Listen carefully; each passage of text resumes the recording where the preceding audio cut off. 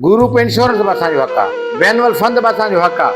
ऐं हीअ जेका पेंशन आहे इहो 1973 जे आइन मुताबिक़ भुट्टे साहिब जे रूल मुताबिक़ ठहियल आहे, जेका ता हयात बेहवा खे मिलणी आहे, ता हयात।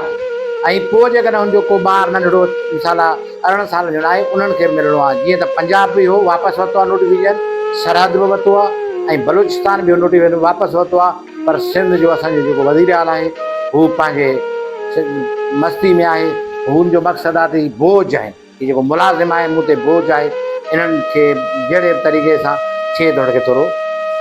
ऐं उन सां गॾोगॾु जीअं प्राइवेट जो सिस्टम इन्हनि कयो आहे, इन ते बि हू कोशिशि कनि पिया त जीअं प्राइवेट थियनि।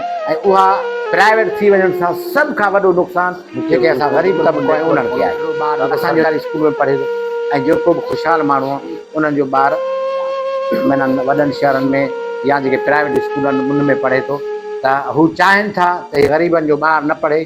छो जो अॻिते हली पोइ जॾहिं हीअ इदारा खपी वेंदा त इहे उन्हनि में बाक़ाइदे फ़ियूं थींदियूं।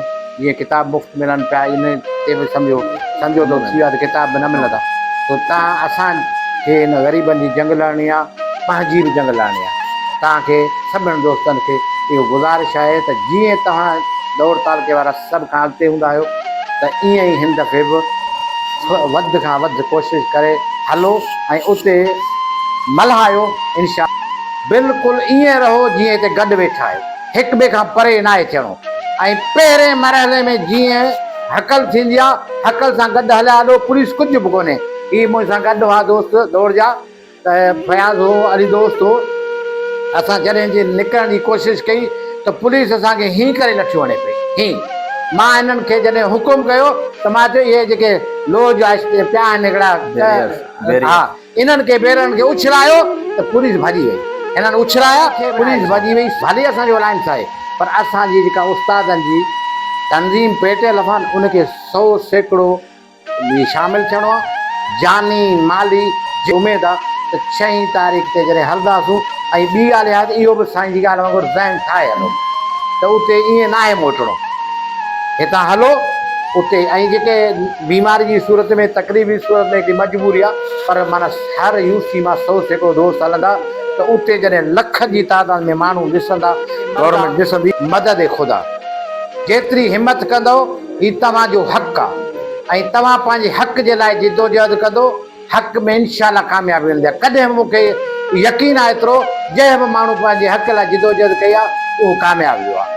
ऐं 23 तारीख़ जो जेको दोस्तनि ॿुधायो, इहो इन लाइ बि ज़रूरी आहे त तव्हां रोज़ु स्कूल में हूंदो त रोज़ जे बुनियाद ते क्लासनि जा फ़ोटू कढंदो त मीडिया ते ॾींदो।